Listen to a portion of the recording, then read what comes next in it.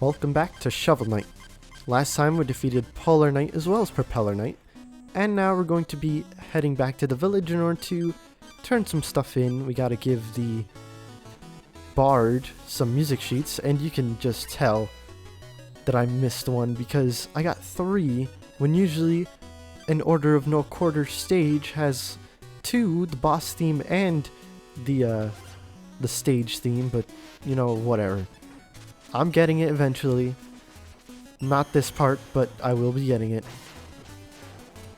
And of course, the last gastronomer meal was a grilled cheese sandwich. That's pretty cool. Back to the armor outpost. I'm starting to think that that character up there isn't actually the character that I think that he is. But anyway, this guy has a horn. If we play our horn near him, he will, for some reason, drop magic for us. I guess he finds a kindred spirit in us because we also play the horn. And I don't feel like changing back to the Armor of Chaos or getting any new armors, at least for now. So let's head to the extra stage, Frigid Flight. And as the name implies, we'll actually need the propeller blade for this one. It's not really flight because you can't go upwards with it, but you know, air dash, flight, whatever, pretty much the same thing. This stage is pretty dangerous, of course, because you need to be using the propeller blade. You also need to kind of by default be needing to head over Bottomless Pit. That was a weird sentence. But yeah, there's a lot of Bottomless Pit here. It's honestly not that long though. And its shortness makes it feel easy. I don't think it is easy, but it feels easy. That's just how I feel about it. And I used to feel a lot there, very unnecessarily. Anyway, a lot of extra treasure to grab, of course, as there is in the other optional stages. And because the propeller blade costs so little, you can kind of spam it if you want to. Like just there, I didn't need to shovel bounce off of that jellyfish. I could have just used 2 propeller blades and made my way over no problem. And since there's treasure here and I can go back, I'm of course going to grab it. Along with seeing whatever's in this pit, which of course would be a mole. It's very annoying that they have those moles. I think I talked about it when I was actually in Mole Knight stage, but the fact that they are so surprising when they come out of the ground, and because you might react to them in a sort of instinctive way, you know, you'll probably get hit by them afterwards, like you jump too early or you swipe too early because you think that they're actually there, but well, that they're actually near you, but they're really not. They got knocked back and now they're crawling towards you, and since you're in the end lag of your animation, you can't do anything, and then you get hit and you kind of feel dumb. Now let's actually head to the Tower of Fate, this epic triad of final stages. Kind of weird that it's a triad in something like Mega Man. Usually it's 4 final stages. Sometimes, if they really want to extend the length of the game, maybe 8. But 4 seemed to be the sweet spot. At least early on, it was the sweet spot. But then again, the first Mega Man game only had 6 stages to go through. For the essentially the equivalent to the Order of No Quarter, and then after that it was the final 4 stages. But this, alright, it's very close to Mega Man, but it's not Mega Man, so I should stop talking about Mega Man. These platforms here, they fall down, and that was very cool looking, but honestly I was frightened very much when I did that. These falling platforms are very, not annoying, but they make you tense. And I tried to get the feat for the propeller blade here, but I couldn't do it. What you have to do is, I think, kill 3 enemies without touching the ground using the propeller blade. So like dash at one, then turn around and dash at another, or something like that. At least with those flying rats, that's what I would have done. But I'm bad at this game. Well, I'm not bad at it, but I'm not as good at it as I'd like to be, so I can't actually do that. And we have another one of these birds, kind of like in King Knight's stage. And the cauldrons that drop lava or whatever on you from King Knight's stage. That's some, alright, I don't want to say PTSD, and I've said those exact words before, but the fact that the bird there dropped a bomb instead of food just brings flashbacks to a New Game Plus where you never get food, you only get bombs. Excuse me, and you take double damage, so it's kind of annoying. Anyway, heading onward, there's this part where there's a crushing ceiling. There are certain places where you'll be safe, but the ceiling, well, not just the ceiling, the floor also moves up and down, so you can get crushed there too. And crushing is instant kill, as it is in many other games, except Mario 64, Legend of Zelda. I think certain Sonic games, it doesn't kill you. At least I don't recall there being a case of it in Sonic Adventure, so maybe it does if it happens, but it just never happened. Anyway, you need to be careful when timing your jumps here, especially right there, because the platform will go low enough to where it counts as bottomless pit instead of actual platform, and you will die.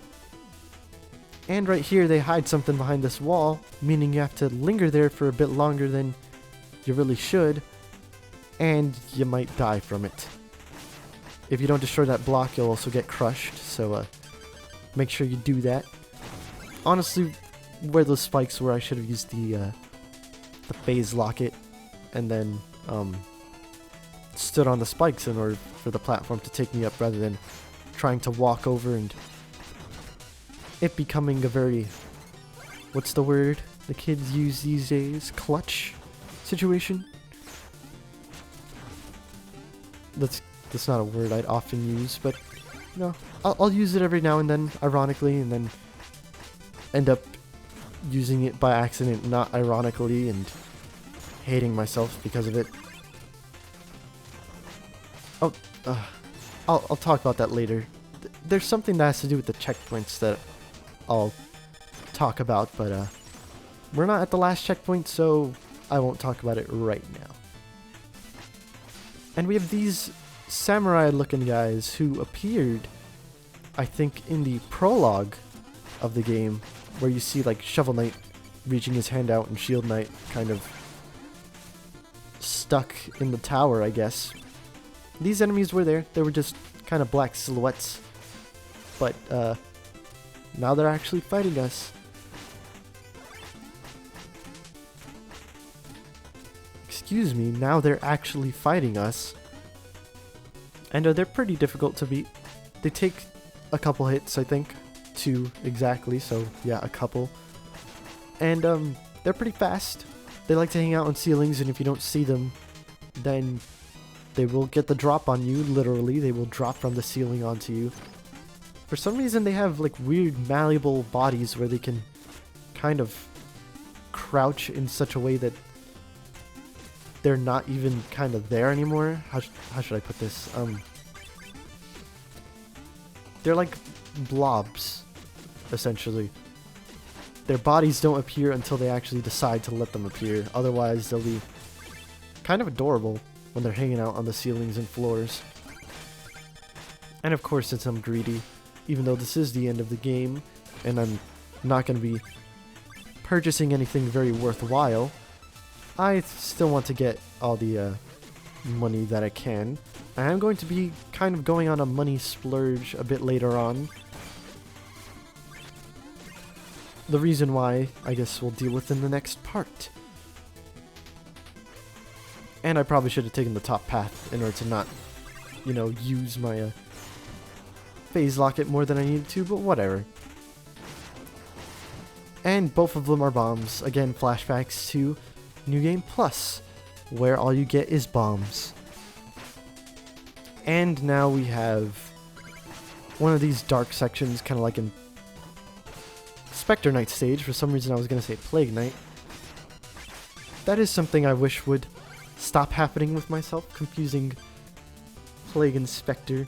Mostly because of their two campaigns, honestly. Like, I'll mistake Plague Knight's, well, not Plague Knight's campaign, but I'll mistake Spectre Knight's campaign for Spectre of...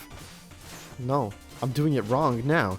I'll mistake Spectre Knight's campaign for Plague of Shadows. That's the name of it. That was... Why did that sentence take so long to get out of my mouth? I don't know. Maybe I'm kind of out of it. And even though it's dark, you can kind of tell... Excuse me. Kind of burped there. You can tell where the platforms are, what enemies you're facing. Especially considering these knights have their own special unique properties to them. Like previously we were fighting one of the purplish blue ones because it had an anchor. And right now we're probably fighting one of the normal ones, the yellow ones, because it isn't doing any double lunges using the anchors, trying to jump above us or anything like that. And as for the platforms, you can see which ones are real and which ones aren't by whether or not there's rain falling on them. At least if there isn't, you know, anything blocking off the rain from them. Or the rain from hitting them from above anyway. Like right here, you can tell that I could jump through this platform above me because the rain isn't hitting it, it's hitting what's below it. And it gets kind of dangerous here because of that propeller dude. Still haven't figured out what the name is, but because he's there, he can push you, and you might think to yourself, oh, I'm safe because there's a platform here, but that platform actually isn't real because there's no rain falling on it. I mean, it is real, it's just not step-on-able.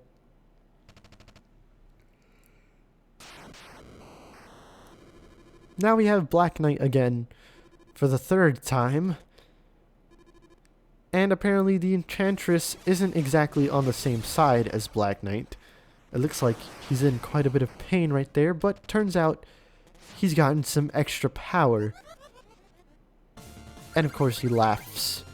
His not really a iconic laugh, but I associate the laugh with him and I guess Kefka from Final Fantasy VI. I don't want to say what boss this reminds me of, but it's just so... What's the word? Blatant? It's from a Mega Man game, I'll say that much. And he's kind of a rival to Mega Man, the character that I'm talking about. You know, I've already said too much. Anyway, Black Knight has upgraded himself here. He can shoot out multiple projectiles at a time. He can shovel drop onto those meteors that he drops while in his flying form. And if he does so, then either side of him, basically you want to jump because there's going to be two large projectiles heading to both sides of him. And I was thinking about using my I-Core, and I totally did for some reason. The reason why I did that is to get a feat, actually. And I'm going to be constantly spamming my phase locket as well to get this feat, because Sparker, that's the feat I wanted. It's for defeating an enemy, well, not really an enemy, a boss. For defeating a boss with the drop spark. As you can probably tell by the icon there, you'd see that it's a drop spark. But that's why I used my I-Core. I probably should have used the other I-Core as well, in order to, I guess, not waste my phase locket, even though it's the end of a stage, and it wouldn't really be a waste because it's going to get refilled once I leave. Whatever. Now that we've beaten Black Knight, we have access to the second of the 3 Tower of Fate stages. I was going to call it, like, Enchantress stages, but that's not actually what it's called. Now I'm gonna head back to the town so I can turn in this music note, because since we're heading to endgame, I kind of want to... How should I put this? I want to get everything done, I suppose. Maybe that's not the right way to put it. Kind of prepare myself before I go into any of the stages, I guess is the best way of saying it. And of course, in preparing myself, I must get some extra troupple juice. I forget what to call it. Ichor. That's the word. Ichor. I can get some more Ichor so I can be fully prepared when the actual final boss comes, and of course for the final stage here. Well, it's not really the final stage, but it might as well be, actually. There isn't any sort of staginess to the last stage. There aren't enemies that you fight or anything like that. It's just really the final boss. That's about it. And because we're kind of homaging the other knights, we're gonna have a bit of a sort of mixture. I didn't talk about it in the last stage, but of course we had the plague acolytes, or minions, I guess, is what they're called in the other campaign that I'm gonna be doing pretty soon. I shouldn't have said that. The plague dudes in the last stage with the dust blocks that they can easily break, the darkness from Spectre Knight stage, and now we have here lava, and we had water from the Iron Whale Treasure Knight stage. This lava being from the Lost City. I forgot the name of the knight. Mole Knight. There we go. Mole Knight's stage, and I guess other knights as well. I feel like I missed one last stage, and I totally did. King Knight. How can I forget about King Knight? There was the bird and the propeller rats, which again should be part of Propeller Knight stage. Now we got some Polar Knight going on. Since we can't have ice, I guess, we instead have the barfy platform thing. And this was another stage that took me a long time to practice. This area right here specifically, very, very dangerous. Lots of places where you can fall. They got the propeller dude just pushing you back. You should not go for that fishing bit back there, really, because the platform might leave without you if you push it too far away. And this wall here has a music sheet inside of it. I didn't say music note that time. And now we got some Tinker Knight going on. Oddly, in an odd order, I did Polar Knight after I did Tinker Knight. I guess the game expected you to do Polar Knight first or something, which I disagree with. I think Polar Knight is harder than Tinker Knight. Maybe that's just me, though.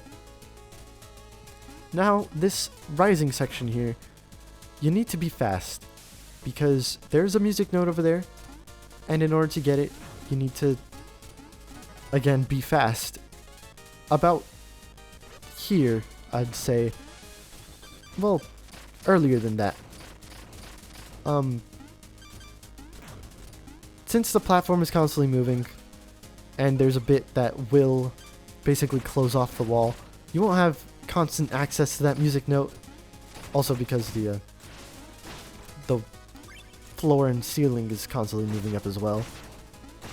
I don't know what I'm trying to say. I was gonna say something else, and I will say it now. But I kind of got mixed up in my train of thought with that music note there. What I wanted to say was, at the very beginning of this section, I killed an enemy on a previous take because my computer actually crapped out again, turned off on me while I was recording, and I missed out on a feat. In fact, I missed out on 2 feats. This checkpoint, well, it's not here yet, but the last checkpoint is in this stage, and I destroyed it, but I'm not getting the feat here because I actually got the feat on that last take. About during this boss rush was when my computer actually crapped out on me and turned off. And then there's the other feat, which is for defeating every enemy with every relic. The last relic that I had to use was the dust knuckles.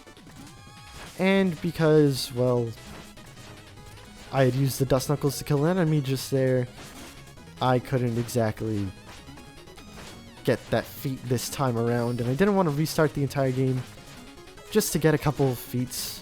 That's 3 total feats that I've missed out on, but I'm kind of whatever to it. Also, we have a boss rush. I'm not giving it much suspense or anything like that. Honestly, I should have probably sped it up. Now we have to deal with Polar Knight. First we had King Knight, obviously very easy.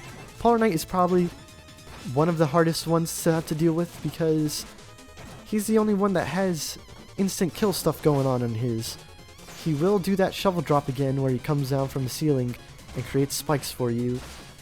And that also caused me to die. Well, at least, you know, on a previous recording, well not recording, like when I was practicing. After defeating a knight, you will get some food that will actually disappear after a while, I think, so make sure you grab it when you can. And now we have to deal with Spectre Knight. They do try to replicate the stages as best as they can, so here with Spectre Knight, we have a couple of platforms just like we did in his stage.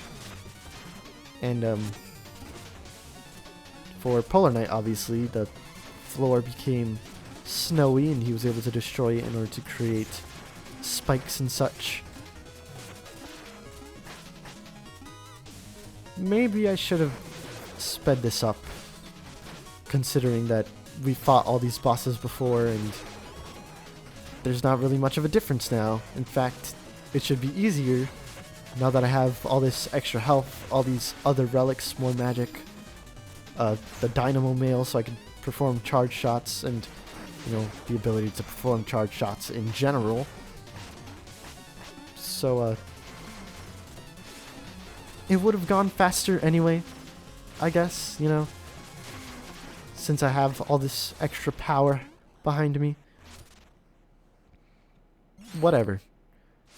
Now we have Propeller Knight, and we're about halfway through.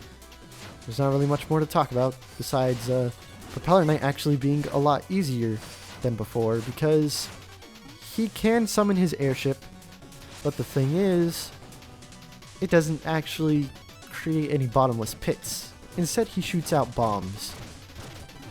The thing about bombs is that they actually do take a full dot away from your health rather than just half like his regular attacks do.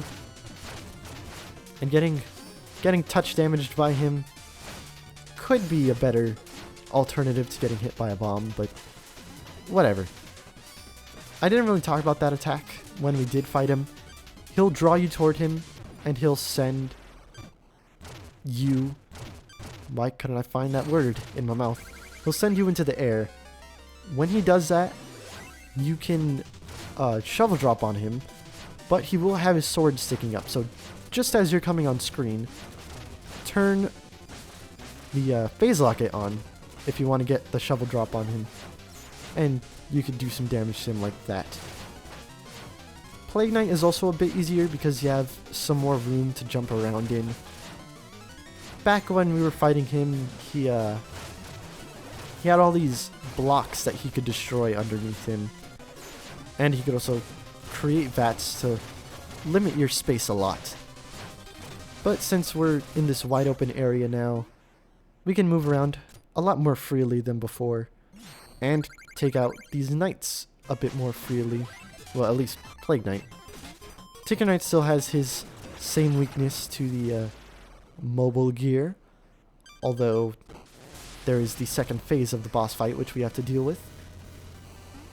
And he's got some good jumping ability apparently, because he went from on the ground, face planted, to somehow all the way on his mech suit thing. I don't know how that works. Maybe he has better jumps than Shovel Knight. I don't know. But he's a bit easier now too, because of something on my part rather than the stage or anything like that. I have the Dynamo Mail now, and I'm a bit smarter because, you know, I'm unable to actually use the Kratos shovel drop. I keep calling it that. The Armor of Chaos. No, wait, is that what it's called? Yeah, Armor of Chaos shovel drop.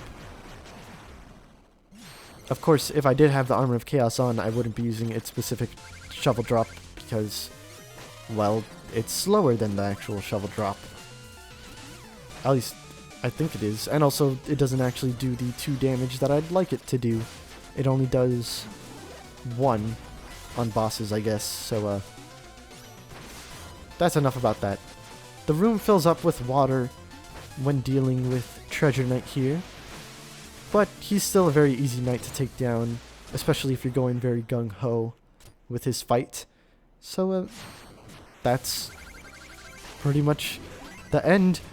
Now we're just at Mole Knight here, and again, he's also a very easy knight to fight. Another one where if you just go gung-ho and kind of aggro him a bunch, he won't be able to take you out very easily.